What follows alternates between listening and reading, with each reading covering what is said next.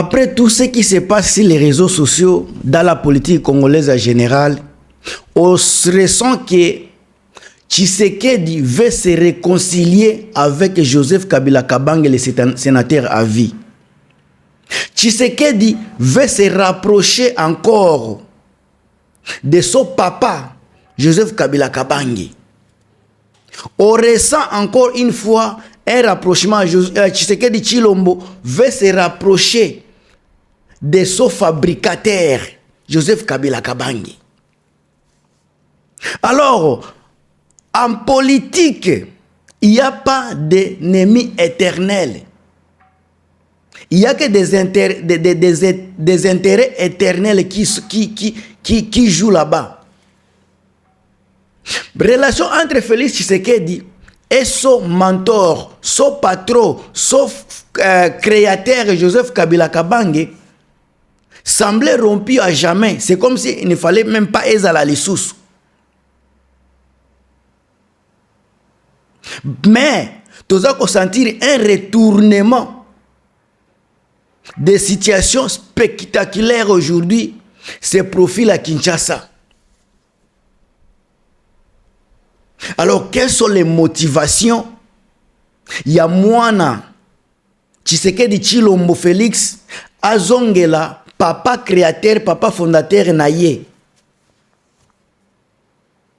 Est-ce que ça ba pression conjuguée à ba Senko SCC? Est-ce que ça médiateur angolais João Lorenzo na diplomatie internationale mutubaza ko créer nini réconciliation entre papa na mwana? Alors toza ko lobela makambo wana makambo ebele ezoleka na se ya mesa. Est-ce que bako kende Nanzela dialogue national inclusif? Et si ka mwana kokende kosenga pardon na papa na ye Joseph Kabila Kabange? Parce que soki Kabila za chien, Tshisekedi akozala chio, ye aza mwana produit créé, fabriqué par Joseph Kabila Kabange. Alors, Tshisekedi veut vraiment tendre la main encore à son mentor Joseph Kabila Kabange pour sauver la stabilité du pays et son propre mandat. Oyo mwana ya maman Marie-Antoinette Makayabu, grâce qui bombo presse Pierre Okende na Italie et na London na Pession Mbo Théâtre, Thérèse Dissabe, papa Stéphane Ngongo esika oza na Pession Mbo Théâtre, papa lycée Kandakanda esika ozali pe Bambo Théâtre. Mais en tout cas toza ko analyser, toza ko lobela ba réalité oyo eza caché sima ya makambo oyo eza koleka na réseaux sociaux. Tantôt boyoki bango baza na Angola, tantôt boyoki bato Afrique du Sud balobaki likambo, tantôt ba États-Unis baza koloba, tantôt Belgique, tantôt France. Ba angle wana nyoso soto bandi ko tia ba point malembe avec un discours moko Tshisekedi auti ko asala kiyawa ya koloba il regrette ndenge bazala kalisusu place mon côté mo ya regret eza eloko moko très capital. Bien que akoloba makambo ebele, mais on a parlé du mot regret. Alors toza ko kota, toza ko décrypter bah, 3 raisons géopolitiques majeures, encore une fois, qui poussent le régime actuel de l'enfant fabriqué par Joseph Kabila, le régime de Tshisekedi Tshilombo, à envisager un rapprochement hautement explosif avec Joseph Kabila Kabange. Alors, bandeko, ndenge toza ko détailler les développements, il y a 3 piliers, nazo pesa bino 3 piliers géopolitiques congolaises, où ils ont permettre Tshisekedi Tshilombo à se plier na mentor na ye, à se plier na papa na ye politique Joseph Kabila Kabange. Alors ce botali makamune eza koleka Angola a joué un rôle de pivot dans la diplomatie de l'Afrique centrale. Et ça, kaka na makambo ya Congo te, na Afrique centrale. Pour Luanda, la crise sécuritaire à l'est de la République démocratique du Congo et les tensions politiques internes à Kinshasa risquent d'interférer directement avec la stabilité de toute la région. Toute la région. Alors, constamment ko ezawana, constamment ko ya munene, oyo bato ebele baza ko ignorer. Angola aza ko prôner kaka eloko moko parce que asi amoni côté bitumba eko trouver solution te, côté bitumba par contre eko créer tension munene. Alors aza ko prôner toujours dialogue. Yango nde kosa so botali véritablement dialogue o eza vraiment inclusif. Yango bozo mona tangu Tshisekedi aza koya na dialogue selo ye bayemba muya ya balobi selo ya ba condition. Mais Angola aza koloba toujours un dialogue véritablement inclusif. Alors Luanda aza ko estimer makambo moko boye oyo bato ebele bazo ignorer. Luanda estime qu'écarter arbitrairement des figures majeures de l'échiquier politique congolais comme l'ancien président Joseph Kabila Kabange et ses relais ne fera qu'accumuler la polarisation et fragiliser davantage l'État congolais. Alors pour Tshisekedi, ignorer la feuille de route de Luanda signifierait perdre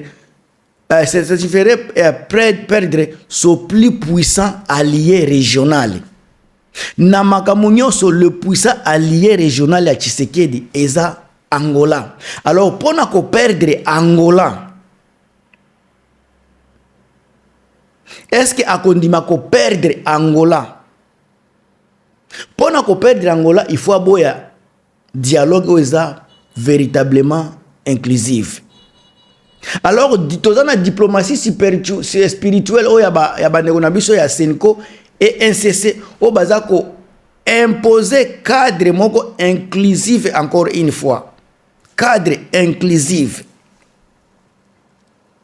Cardinal Ambongo na ba responsable nyoso ya SCC baza ko insister que tous les fils et les filles de la République démocratique du Congo ba fanda place moko ba se réconcilier.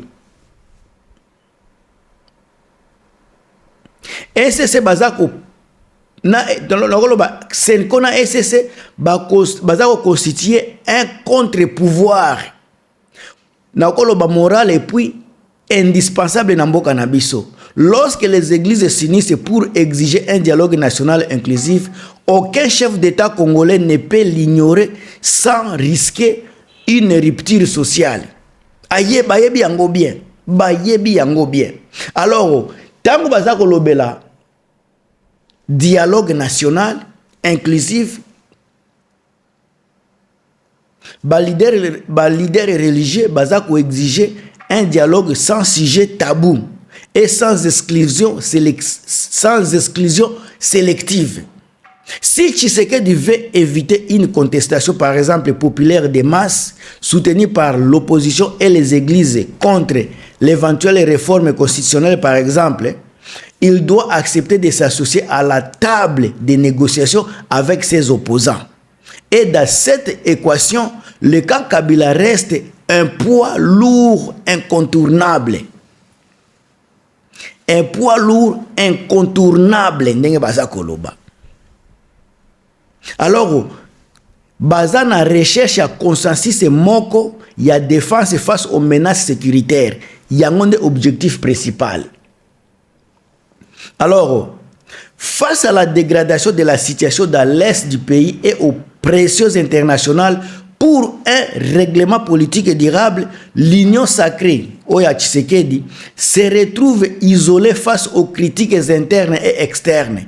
Wana nazako loba, Union sacrée na bango, baza ko se retrouver débat ba critique parce que bango moko baza incapable de défendre idéologie na bango, baza na difficulté ya ko convaincre le peuple congolais, baza na difficulté même ya ko défendre constitution.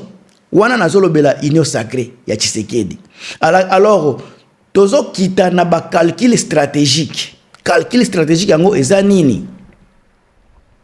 Faire revenir le cas de Joseph Kabila dans un cadre de dialogue national permettrait à Félix Tshisekedi de mutualiser la responsabilité politique de la crise sécuritaire et institutionnelle.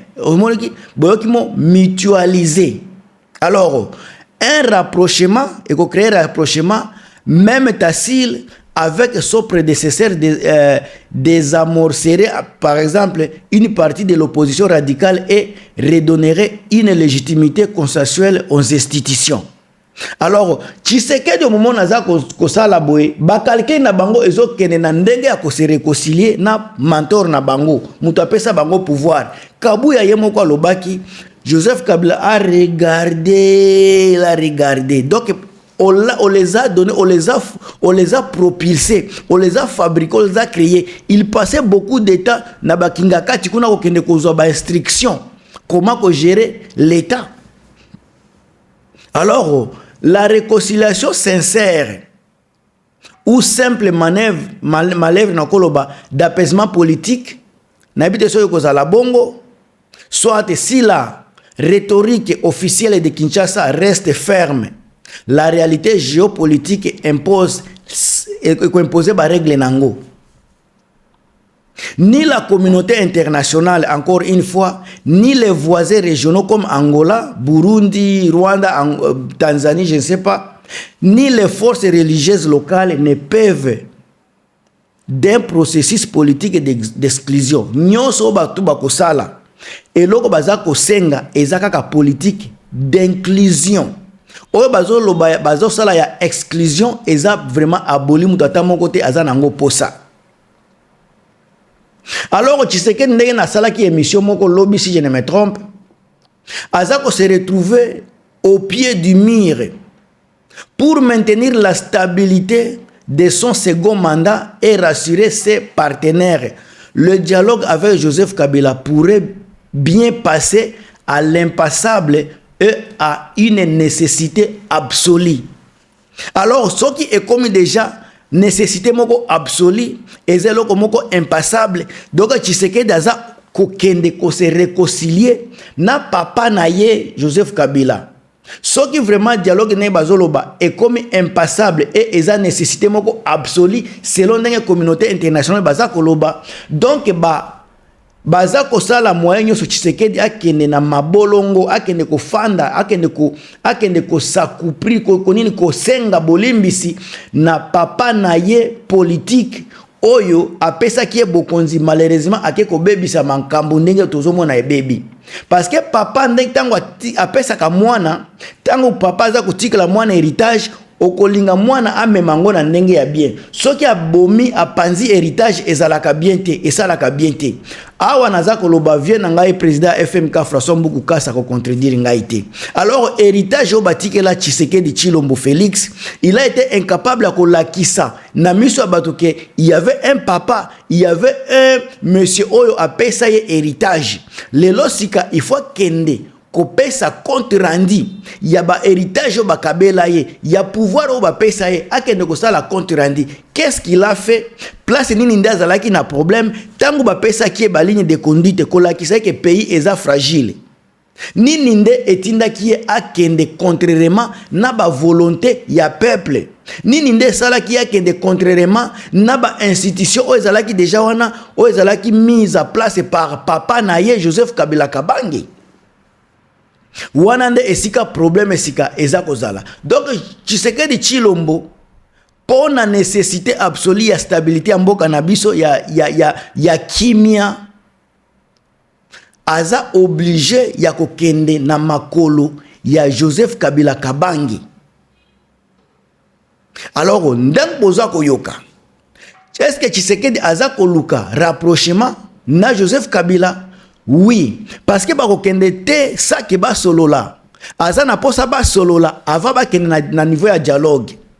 Parce que kozala soni pona Tshisekedi akende kokuta na Joseph Kabila Kabange, sénateur à vie, bakende kosolola makambo pendant que basignaki bakoro ebele oyo ye aza korespecte te aza na posa basolola avant bakoma na situation wana. Mais en tout cas suite ebele ekozala suite ekozala tokobanda koyoka kaka ndenge makambo ezotambola na komemela bino bainformation au juste oyo mwana mama Marie-Antoinette Makayabu bandeko na nga nakomi na suka bo partager bo commenter selon ndenge bokoyokela information.